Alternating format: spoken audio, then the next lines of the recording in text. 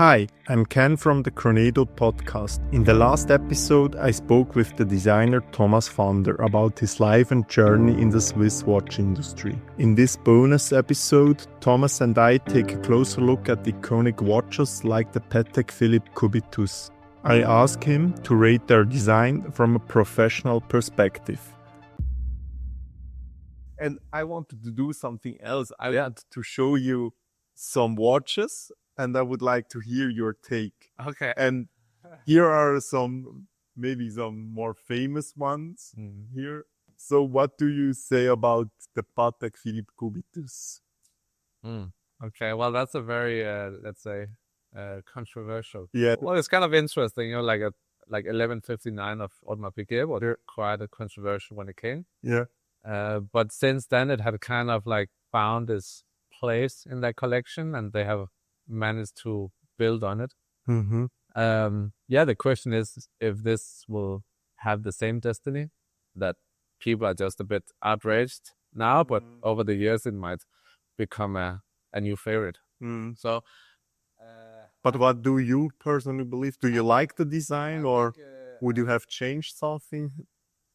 I think it's my first thought when I saw it was that it felt more like a Nautilus foundation, just with a different bezel. Because the case and bracelet are very similar to the Nautilus. Yeah. So to me, it was a bit, let's say, a bit lazy. I felt like when you make such a different bezel, then you should have tried to create the rests inspired with that, let's say, language. So maybe the bracelet and case should have been a bit more sharp, just like the bezel, so they would have been more balanced. Oh. Because for me, I think it's the combination of that sharp design of the... And then it's a bit like too much like a Nautilus. It's like a Nautilus with a different bezel. Yeah. And the dial is also very similar to a Nautilus, just in a different shape. So I feel like it's a bit like sometimes you can also try to be so safe that you fail. Oh. Right. And there are sometimes it can be better, maybe going a bit further, and might be bigger chance to actually succeed, because then it doesn't look like you went halfway. Yeah.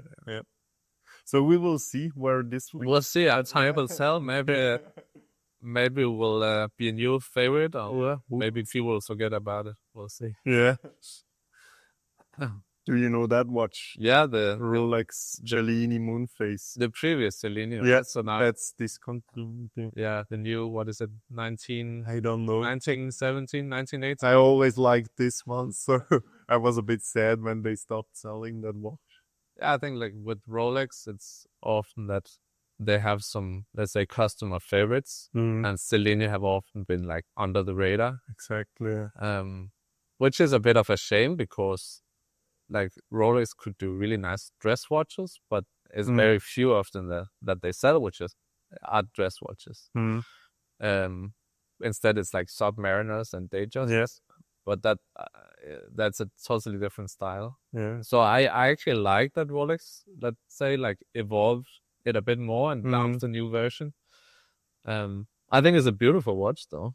It's definitely. And it's characteristic. It doesn't, like, let's say, directly mind of something else. No. And it doesn't look like a Rolex, No. You would ask somebody on the street. And, yes, that's what I also like about that watch. That's probably why it's sold less. Yes.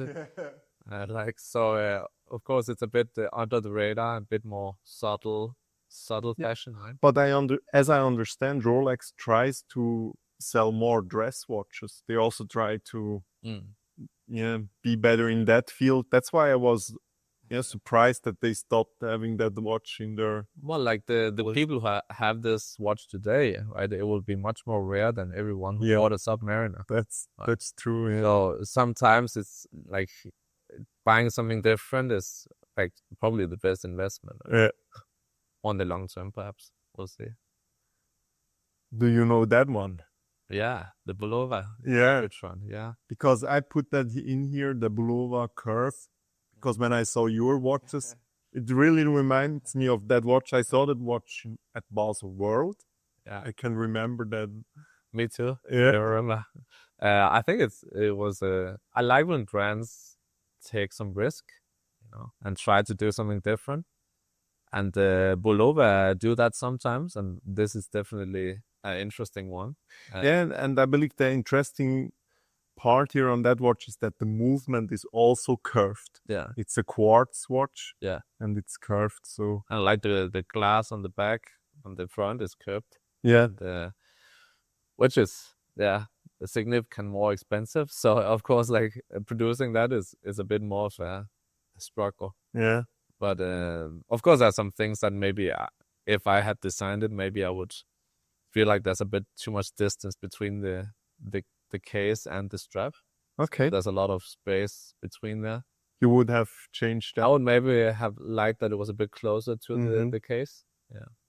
So it feels like proportional wise, it feels a bit like it's far from the case. Mhm. But And you do not see that often that watches have this space. it goes a bit, let's say, against what people like today, where they want to integrate bracelets. Yeah. Right? So it has to be connected as much as possible to the case.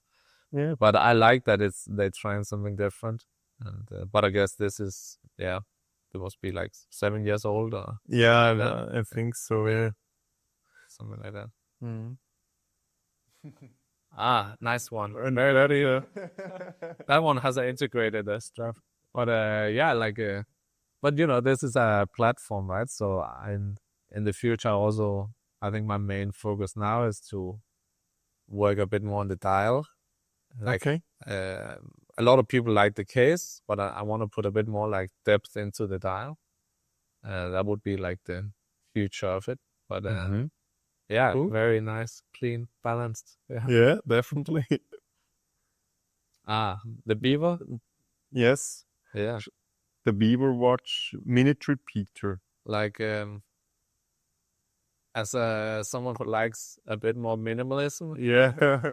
this is too much. This is too much. Like I find it interesting also with the bracelet, but it's a lot of things are happening, Mm-hmm. and I think I like the balance between having the complexity of a movement, Mm-hmm. but also some clean surfaces, Mm-hmm. so you actually can appreciate those elements. If there's too much happening, then people cannot focus on anything. Definitely. So of course it will look very, let's say, impressive, but Mm. from a distance and also in close up. But I feel like the appreciation of the let's say the single parts is easier to do if you have a bit of minimalism around it. Mm. Yeah. Jean-Claude Beaver told me that every screw in that watch movement is polished. Even you cannot see the screws. They put a lot of work in it, and it's like a crazy amount of numbers of hours just polishing these screws. Sure. That's what I like about that watch. It's like It's a lot. you cannot see these details, but it's put a lot of effort in it. But yeah, beautiful piece. Like yeah. Absolutely. It's like that's also a thing in the watch industry. Like no matter if you like the design or not, like the craftsmanship you should always be. You can appreciate. Yeah, you should always appreciate that. Yeah, definitely. So no matter if it's not my cup of tea, I still appreciate the beautiful craftsmanship, and the movement is beautiful. Yes, and, definitely. Absolutely. The wall timer. There you go. Like that's a bit more clean. Yeah, the beer. Well, of course, like you see also the central area is quite clean compared to the previous Frederic Constant, which had the whole world map. Exactly. So that was also a big difference to kind of like clean up the central area. But of course, like with world timers, I think people like the complexity. So it's also the balance between the complexity of all the time zones and numbers, as well as giving some clean surfaces so you can appreciate it properly. What was the most challenging part designing that Frederic Constant? I think it was probably working with the different surfaces, like because of these discs. Yeah, exactly. Like you have the world time disc with all the time zones, and then you have the 24-hour disc, and then you have the central dial. And they all have to kind of like work together, but still give a lot of depth. Like, I also feel like if it's, the same finishings, then it would also look very plain. So they had to have different finishings, a lot of details. Then the main aim was also to try to open up the dial. Like a lot of world timers get a very small dial. Here we try to get as big a dial as we could. Oh. And that gives it a bit more air, a bit more like the dial can breathe a bit more. Yeah. But I like as I can see that you kept the design language of Frederick Constantin, because the first luxury watch I bought, luxury, it's for me luxury in the end, was one of them with the moon face, so a classic dress watch. Absolutely. But I really liked the design, the simplicity, and no, of course there were some codes from the Constant that had to bring on, like also the hands and a bit the way of treating the details and typefaces. So it's important to find this balance between the past and still the future, like doing something new, but without going so far away that the customers can see the brand in the new product. So it's going back to the Cubitus, that's maybe why they kept so much from the Nautilus, to make sure that people could see the design and achieve that it didn't go too far away from Patek. So definitely. And then of course, like the details that I really cared about also was that I really went into was, for example, the sun and the moon, right? You have the sphere of both of them, so suddenly making the dial a bit more three-dimensional. Which is a nice detail. And this watch has a great price. It's affordable for an in-house movement. It's around 4,000 to 5,000 Swiss francs. 4,500. It's so amazing. So somebody wants to buy a world timer, in that price range. It's and also this one is one of the easiest one to function, like easiest to use, just by one single crown, while many other world timers have two crowns. That's why I bought back then this watch. No, it's very easy to function, very easy to use, and it's a good travel companion. Quick 15-second ad. Hi, I'm Ken from the Cronedo podcast. I want to let you know that you can join our community, the Cronedo Circle, for exclusive giveaways, behind the scenes, and key takeaways from every episode. Sign up for free at cronedo.com/community. Oh, okay. Like a Breitling. Yes, a Breitling Navy timer. Well, like the Navy timer is iconic. But that model specifically is a special one, with the moon face. It's a lot going on here. I think, of course, that's also part of why people buy the Navy timer, I suppose, is also this technicality. Like, either you are a pilot or you wish you were a pilot. That's the people buying it. But I think it's beautiful, the Navy timer. This one specifically, I'm not sure if I'm such a fan of. The colors can be a bit, let's say, too white for me. Yes, it's a bit creamy white. It's cream. And I don't know, the moon face. Is it important to pilots? No, maybe. No, I don't know. No, but for me, I like that some brands do that. You have a sports watch and you with a moon face. I like that. I like that. But it's also fun to mix them up. And I think some brands starting to do that again. To combine these two styles, with the moon face. No, absolutely. No, like the Navy timer is. But that's the old one, That's No, but like it still lives very well, right? And keeps coming out with some great. And I saw they do that. They launched a new watch Mm. that is looking almost like this one, but with a blue dial, not a white one. Yeah. So, but they start again to have a moon phase on there. Absolutely.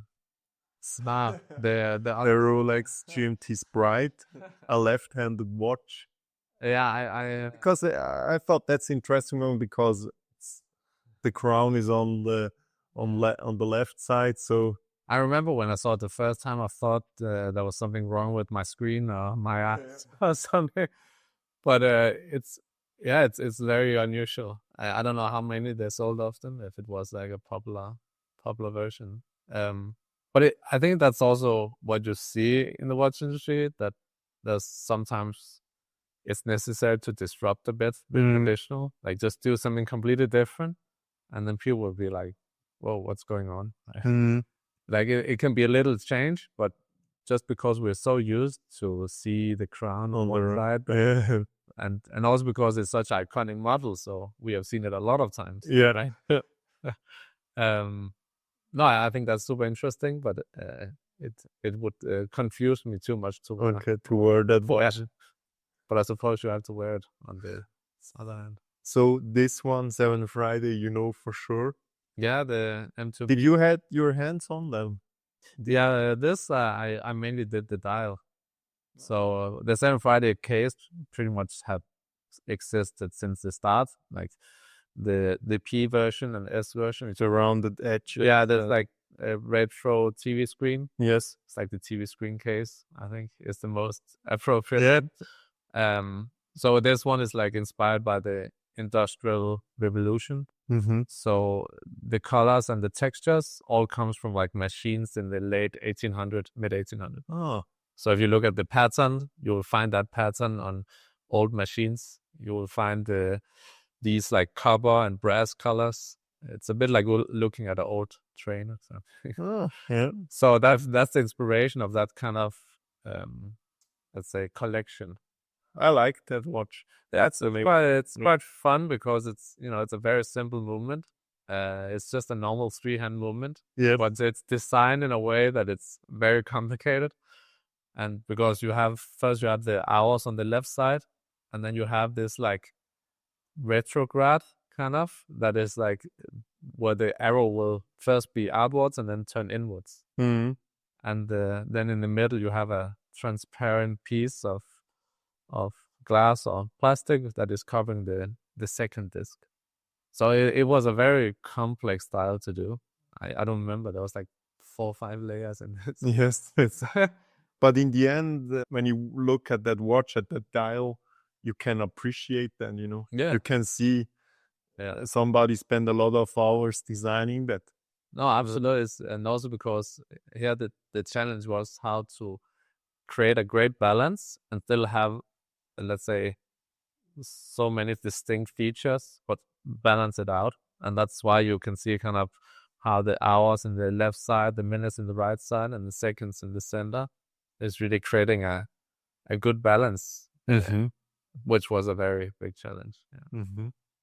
So the last one, the Patek Philippe Nautilus, but the old one, it's 37.5 millimeters diameter. I really like the size of that watch. Because also this one has a bit more of aggressive curves now on the case, doesn't it? No, I don't know. It's a bit more curved, but probably one of the earlier models. Yeah, exactly. But no, of course, like a iconic piece, and which built it on a whole new trend of integrated bracelets. It came like what, 1976, right? So just a few years after the Royal. Exactly. Yeah. But no, a beautiful watch. But I think also, of course, it's also become an icon. Also, the way that people have lifted up to become an icon. And I also sometimes meet people who don't like Royal Oaks and Nautilus. So even though they have become so distinct and so iconic, I think it's also always important to remember that not everyone likes them. Yeah, definitely. Yeah, Like luckily, yeah. it's like Everybody has his own taste. So. absolutely, and I Yeah. feel like sometimes when some watches become very known and Yeah. famous, then like it's not so divided in opinions. It can be very okay. The Royal Oak is the amazing watch, but there's also a lot of people who don't like it. Yes. So it's, So yeah, that was the last one to close the circle. Starting with the it's what's that? Interesting. yeah, Some very iconic, yeah. iconic watches for sure.